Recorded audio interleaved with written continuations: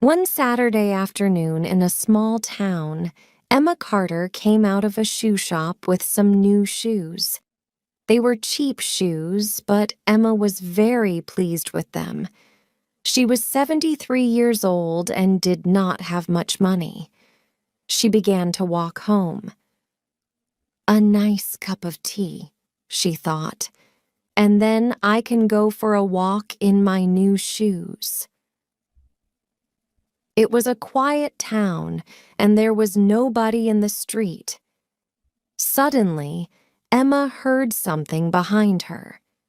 She did not have time to look, because just then somebody ran up behind her, hit her on the head, and snatched her bag out of her hands. Emma fell down on her back. Then she looked up and saw a tall young man with long, dirty brown hair.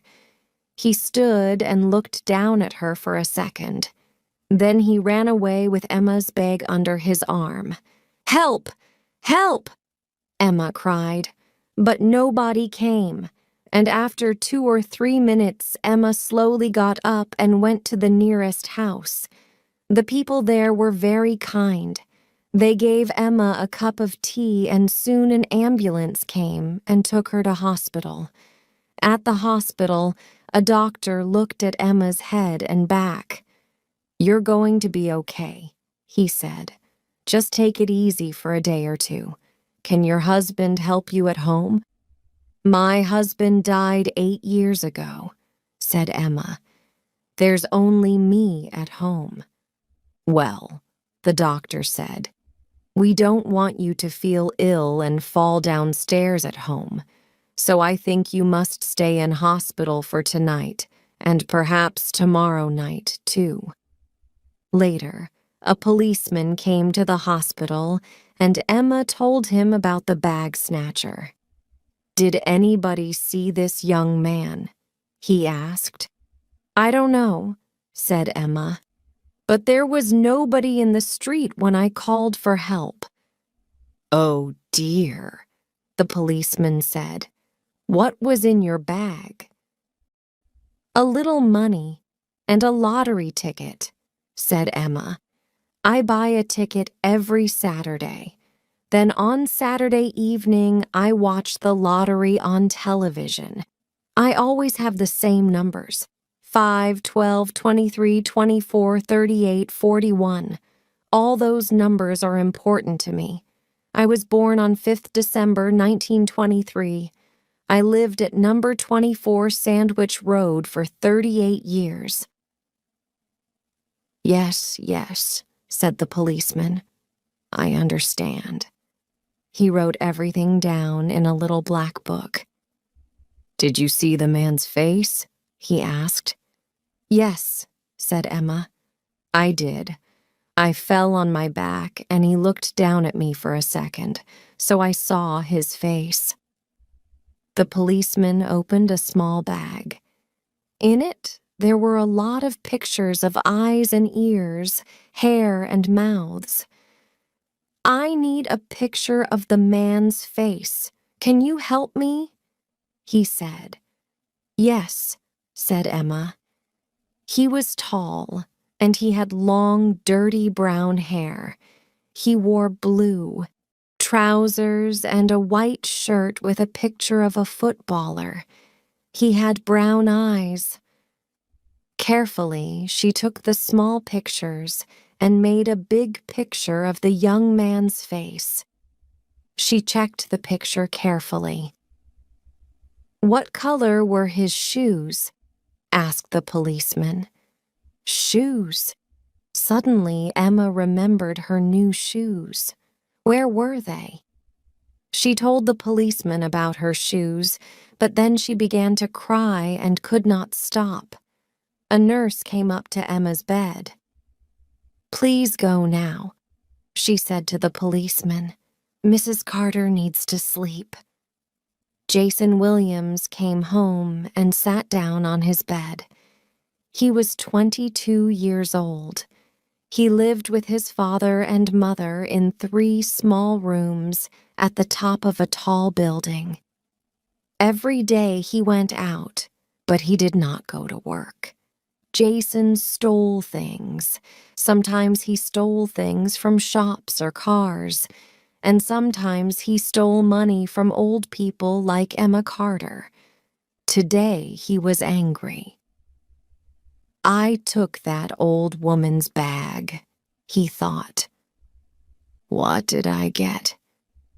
£2, 74 pence, and a lottery ticket. And it was an old, cheap bag, too. Jason knew about lottery tickets. He bought 5 tickets every weekend. He put Emma's lottery ticket in his pocket and forgot about it. Then he went out for a drink. At the hospital, a nurse put Emma to bed in a room with 5 other women. There was a television in the room, and at 8 o'clock, everybody watched the lottery. For a minute, Emma watched too, but she felt very tired, and soon she closed her eyes and slept. So she did not hear the winning numbers for that week's lottery. On Sunday at 12 o'clock, Jason got out of bed and made some tea. Then he opened his father's newspaper and found the winning lottery numbers: 5, 12, 23, 24, 38, 41. He checked his 5 lottery tickets. No good, he said. Then he remembered the old woman's ticket and checked those numbers too: 5, 12, 23, 24, 38, 41. He checked them 3 times. 6 winning numbers. I'm a winner, he said. He kissed the ticket. Then he ran into the living room and kissed his mother. Here, what's the matter, Jason? Said Lily Williams. Jason sometimes hit her, but he did not usually kiss her. Her cigarette fell out of her mouth.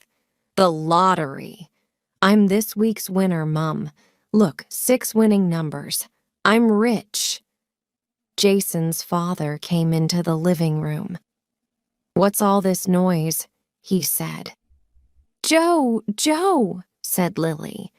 Jason's got 6 winning numbers in the lottery. We're rich. Wrong, said Jason. I'm rich.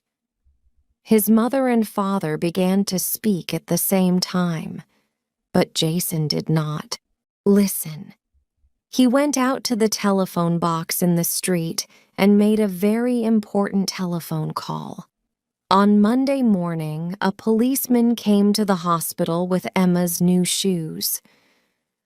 A little girl found them in the street and took them to the police station, he said. How kind of her, said Emma. We found your bag, too, said the policeman, but there's nothing in it, Mrs. Carter. I'm sorry. It doesn't matter, said Emma. I'm very pleased to have the bag. My son gave it to me a long time ago. He lives in Australia, but he telephones me every week. And now I've got my new shoes, too. Thank you very much. Suddenly, she felt happier. That evening, an ambulance took Emma home. She made a cup of tea and sat down to watch the television news. The newsreader smiled into Emma's living room. And now for this week's lottery winner. The winning numbers were 5, 12, 23, 24, 38, 41. And here is the man with the winning ticket, Jason Williams. Jason is 22 and now he's a rich man. He's got a check from Sunshine Lotteries for £5 million. That's a lot of money. Well, Jason, how are you feeling tonight? Wonderful. And what are you going to do with your money? Oh, I'm going to buy a house with 50 rooms and a big expensive car. I'm going to go to New York, Miami. Emma looked at the young man on the television. Jason Williams had a big smile on his face, but he had long, dirty brown hair, brown eyes. Emma sat up quickly. "That's the man," she thought. "I remember his face. He hit me and snatched my bag and stole my lottery ticket, my winning ticket, with my winning numbers." She got up and went to the telephone. "Hello, police?" she said. At 10 o'clock on Monday night, Jason was a very happy man. He was in a big room in a hotel with a lot of people in beautiful clothes. There were television cameras, reporters, people from Sunshine Lotteries. Everybody had a drink in their hands, and a girl went round the room with a bottle of champagne. "Have some more champagne," she said to Jason. Jason's face went very red. He snatched the bottle and took a long drink. The champagne ran down his new blue shirt. He laughed. "Kiss me," he said to the girl. Suddenly, the door opened and 2 men came in. "Hello," said Jason. "Come in and have some champagne. It's okay. Sunshine Lotteries are paying for it." But the 2 men were not interested in champagne. They were policemen. Everybody stopped talking and looked at them. "Is Jason Williams here?" one of the policemen said. "That's me," said Jason. "What do you want?" "We'd like to ask you some questions, Mr. Williams, at the police station. Come with us, please." On Tuesday morning, Jason was tired and unhappy. He was in a small room at the police station, and there were 2 policemen in the room with him. One policeman stood by the door and watched and listened. The second policeman sat at a table and asked questions. Questions. The same questions again and again. "Now," said the policeman, "tell me again. Where were you at 4 o'clock on Saturday afternoon?" "At home," said Jason. "I'm telling you the truth. Ask my mother and father. I didn't steal anything." "I'm not interested in your mother and father," said the policeman. "I can talk to them later. At the moment, I'm interested in you and your answers to my questions. You were in town on Saturday afternoon. We know that because a woman saw you." "No," said Jason. "That's a lie. I was at home all afternoon and evening. I watched football on television." "Tell me about the football, then. Who won?" Jason said nothing. His hands and his face felt hot. "When did the football finish? 5 o'clock? 6 o'clock? "Yes, no," said Jason. "I don't remember." The policeman smiled. "How much money was there in the bag, Jason?" "There wasn't—" Jason stopped. Careful, he thought. Be careful. "There wasn't a bag," he said. "I told you. I didn't steal the old woman's bag." "Old woman? Who said anything about an old woman?" Now Jason felt cold. "You did," he said. "Oh, no, I didn't," said the policeman. "I talked about a woman. So how did you know she was an old woman?" He stood up. "Jason Williams, on Saturday afternoon, you hit Mrs. Emma Carter on the head and snatched her bag. You stole her money and her lottery ticket, her winning lottery ticket. So you stole £5 million from Mrs. Carter. You're in trouble, Williams. Big trouble." "I want to see my lawyer," said Jason suddenly. Jason did not know any lawyers, but people on television always said that. That afternoon, a different policeman took Jason to court. The court was in a big gray building in the middle of the town. Jason and the policeman waited in a small room. The policeman did not look at Jason, and he did not say anything. Jason felt very unhappy. Then a woman came into the room. She was young, with short brown hair and an interesting face. She wore a black skirt and a white shirt, and carried a big black bag. "Mr. Williams," she said to Jason, "I'm Sally Cash, and I'm your lawyer." The policeman left the room, and Sally Cash sat down and began to ask Jason questions. Soon, a man in a black coat came into the room. "Are you ready to go into court, Miss Cash?" he asked. "Nearly ready, John," said the lawyer. She looked at Jason. "I'm going to do all the talking in court, okay? I don't want you to say anything. Nothing important is going to happen today. They're going to send you to the Crown Court. That's a more important court." "When?" asked Jason. "Soon." "Can I go home tonight?" asked Jason. "Last night I slept in a cell at the police station. It wasn't very nice." "No, I'm sorry," said Miss Cash. "You can't go home. You see, you're a rich man now. You can buy a ticket to New York, Hong Kong. You can buy an aeroplane. The police want you to stay in this country. But I want to go home." "I can ask the court," said Sally Cash. Two men and a woman sat at the end of a long table and listened carefully to everyone's story. Then the woman looked at Sally Cash. "This case must go to the Crown Court," she said. "Jason Williams must stay at the police station and—" "Excuse me," said Sally Cash. "Mr. Williams slept in a police cell last night. He's very young, and he was unhappy and afraid. He'd like to go home tonight. Please." The woman talked quietly to the two men for a minute.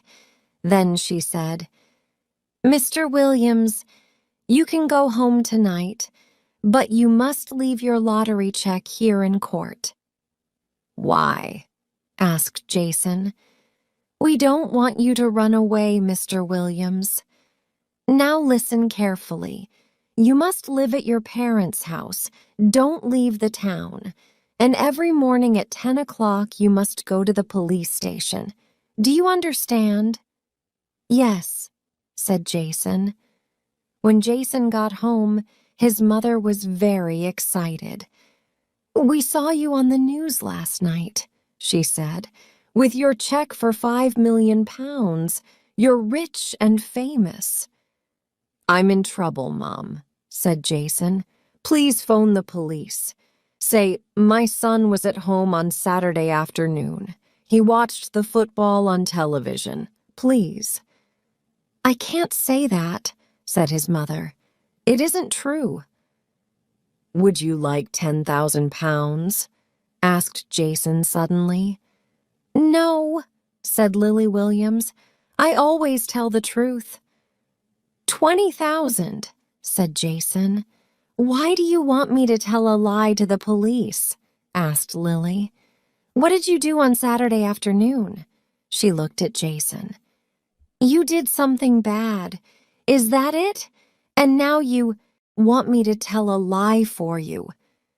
But I don't tell lies."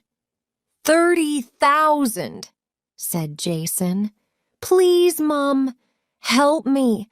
I slept in a police cell last night and I was in court this afternoon. Now they're going to send me to the Crown Court. Mom, £30,000. Think about it." "Okay, son," said Lily Williams slowly. "For £30,000, I think I can tell a lie. But what did you do on Saturday afternoon? Tell me." "Nothing," said Jason. "I didn't do anything." So why are they sending you to the Crown Court? Jason didn't answer, and his mother looked at him. And what about your dad? He was at home on Saturday afternoon. You weren't, and he knows that. What do you want him to say to the police? Okay, said Jason. Dad can have 30,000 pounds too, but not today. My lottery check is at the court and I've only got 2 pounds in my pocket. Jason did not sleep well that night. On Wednesday morning at 10 o'clock, he went to the police station. I'm here, he said. You've got a visitor, said the policeman. It's your wife. She wants to see you. Jason's mouth opened. My wife, he said. But the policeman opened a door and called, He's here, Mrs. Williams. A young woman came into the room. Hello, Jason? Fiona Williams was small and fat. She had long yellow hair and a big red mouth. She looked at Jason, but she talked to the policeman. Jason is my husband, she said. Our son was born 2 years ago. His name's Jack. I loved Jason, but he wasn't very nice to me. Sometimes he hit me. One night he broke 2 of my teeth. Then the baby was ill and cried a lot. Jason hit him too. Jack was only 2 months old and Jason hit him, a little baby. That's a lie, said Jason. I didn't. Oh, yes, you did, Fiona said. She spoke to the policeman again. So I left him and took the baby with me. Jason didn't look for us. He didn't want us, and he never gave me any money for our son. He went home to his mother and father, and he forgot about little Jack and me. I forgot about Jason, too. Then I saw him on television with a check from Sunshine Lotteries for 5 million pounds. Well, I'm his wife. Jack's his son, and we want half of his money. Well, Mr. Williams, said the policeman, is this woman your wife? Don't ask him, ask me, Fiona said. He's my husband, and I can prove it. I'm going to get a good lawyer, and I'm going to get that 2.5 million pounds. Everybody wants my money, said Jason. I'm going to see my lawyer. So on Wednesday afternoon, Jason went to Sally Cash's office. It was in a big building with Evans, Robinson, Dennis, and Day over the door. Why isn't your name there, too? Asked Jason. Because I'm young and not very important, said Sally with a smile. I work for Mr. Dennis. Sally's office was very small. There were books on the table and on all the chairs. Sally moved the books off one chair and Jason sat down. So, Jason, Sally said, you have a wife and son. How do you know that? Said Jason. Your wife's lawyer telephoned me this afternoon, said Sally. Your wife wants some of your lottery money. And because she's your wife and has a 2-year-old son, she can get it easily. I'm not going to give her anything, Jason said. She left me. She went away with a new lover and she took our baby with her. She never wrote or telephoned. I looked for her, but I couldn't find her. I cried every night. Your wife tells a different story. She left you because you hit her and the baby. Is that true? I don't remember, Jason said angrily. It was a long time ago. She just wants my money. Everybody wants my money. But it was my lottery ticket, so it's my money. Said Sally. Perhaps it was Mrs. Emma Carter's lottery ticket. She remembered the numbers because they were important to her. Huh, said Jason. That old woman just wants my money because she saw me on television. She thought of a good story about the numbers, and now she says that it was her ticket. Did the ticket have her name on it? No, there are no names on lottery tickets. So she can't prove that it was her ticket, said Jason. She can't take my money away from me. Perhaps she can, and perhaps she can't.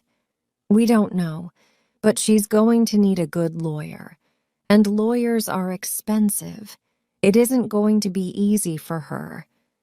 So, that old woman wants all the money. Fiona wants half of it. My mom wants 30,000 pounds.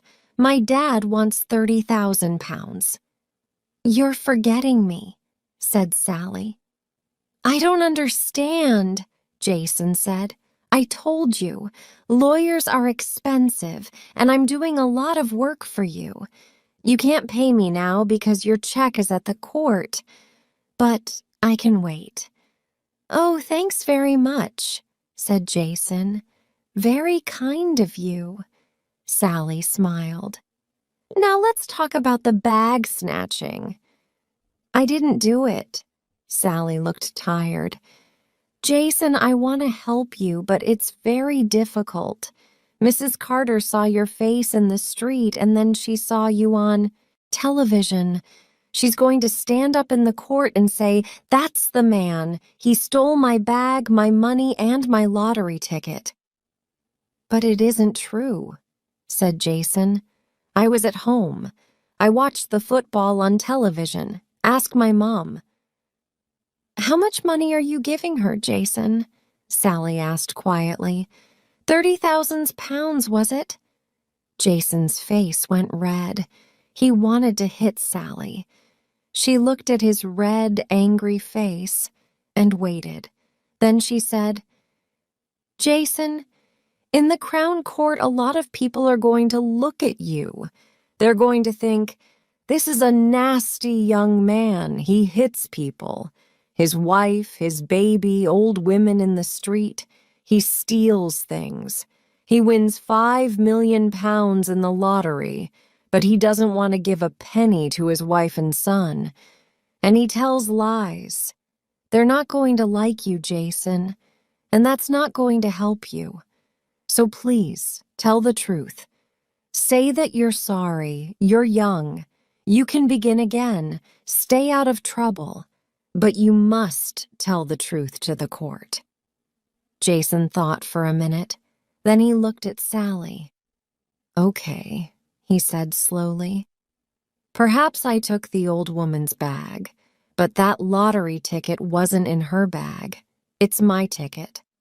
I bought it, I paid for it with my money, okay? Sally Cash did not answer. She looked at Jason for 2 or 3 long minutes. Then she said slowly, Okay, Jason, you stole the bag, but it was your lottery ticket. On Wednesday evening, Simon Carter telephoned his mother. He lived near Sydney with his wife and their 2 children, and he telephoned Emma every week. She told him the story of her lottery ticket. Simon listened carefully and got angrier and angrier. Is your head okay now, Mom? Yes, thank you, Simon, but I'm very, very angry. That young man stole my lottery ticket. Now he's got a check for 5 million pounds, and I've got nothing. I don't want to be rich, but I do want to come to Australia and visit you and Molly and my grandchildren. It's not right, Simon. I had the winning ticket, I paid for it, and that man stole it. She began to cry. Mom, listen, said Simon. Go and see a lawyer. I don't know any lawyers, said Emma unhappily. Look in the telephone book, said Simon. There are lawyers in every town. But lawyers are expensive. I can't pay a lawyer. I can pay a lawyer, said Simon. I'm sending you some money today through my bank. Don't cry, Mum. Put on your best dress and go and see a lawyer. Simon, you're a wonderful son.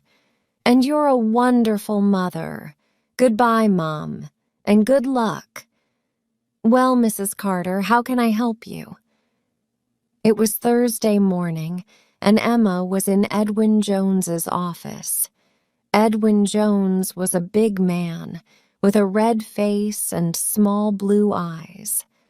It's about a lottery ticket, Emma began. Ah, the lottery. Everybody wants to win the lottery. But I did, said Emma. It was my ticket, my numbers. Tell me about it, Mrs. Carter, from the beginning. So Emma told the lawyer everything, and he listened carefully. When Emma finished, he said, "Those numbers on the ticket. Tell them to me again." 5, 12, 23, 24, 38, 41. And you always get a ticket with those numbers. Why, Mrs. Carter? Asked the lawyer. All those numbers are important to me. I was born on the 5th of December, 1923. I lived at number 24 Sandwich Road for 38 years, and my son Simon is 41 years old. I see. Well, Mrs. Carter, Mr. Jones said, what do you want me to do? Please talk to Sunshine Lotteries, Mr. Jones. They've got my ticket. But Mrs. Carter, what can they do? All lottery tickets look the same. People don't write their names on their tickets. Perhaps it is your ticket, but we can't prove it. But we can. My ticket's different. Please listen. I always put a little kiss on my ticket. You know, an X. Why do you do that? My son lives in Australia with his family. I'd like to visit them, but aeroplane tickets are very expensive. So every week I get a lottery ticket, and I think about Simon and his wife and my grandchildren, and I send them a kiss. Simon's a wonderful son. He telephones me every week. He never forgets. The lawyer smiled. Yes, I understand, he said. My mother lives in Wales, and I telephone her every week, too. Please go home now, Mrs. Carter. I'm going to make some telephone calls. Come and see me again tomorrow. Jason did not sleep on Wednesday night. On Thursday morning, he got up very early and made some tea. What am I going to do? He thought. They're going to send me to prison because I stole that old woman's bag. But I'm going to say sorry. Sorry to the court, sorry to the old woman, sorry to everybody. Then perhaps I can get out of prison after. What did my lawyer say? Only 18 months. Okay, so I go. To prison. But I don't want to lose that £5 million. I want the court to believe it was my ticket. He drank his tea and remembered his meeting with Sally Cash. They're not going to like you, Jason. They're going to think, this is a nasty young man. Okay, Jason thought. I'm going to do something nice. What can I do? Yes, I know. Give some of the money away. I can give it to that charity, Help the Children. They send doctors and nurses to Africa and India. I saw them on television last Christmas. They always need money. Wonderful. People can't say I'm nasty after that. Help the Children had a charity shop in the middle of the town, and at 9 o'clock Jason was outside the door. There were 2 women in the shop. Good morning, said the older woman. Can we help you? Are you looking for some cheap clothes? No, said Jason. I want to give you some money. That's nice of you, said the younger woman. Yes, Jason said. I want to give £500,000 to help the children. £500, said the older woman. That's wonderful.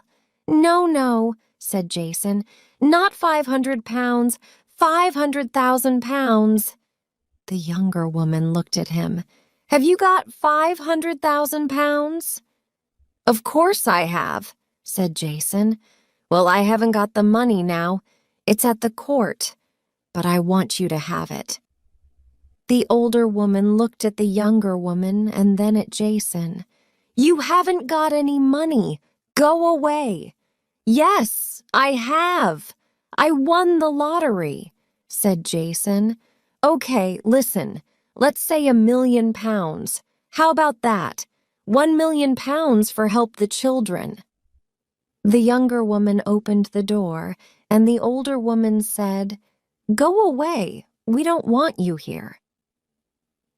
On Thursday afternoon, Edwin Jones was in the office of Sunshine Lotteries with Mr. David Ray.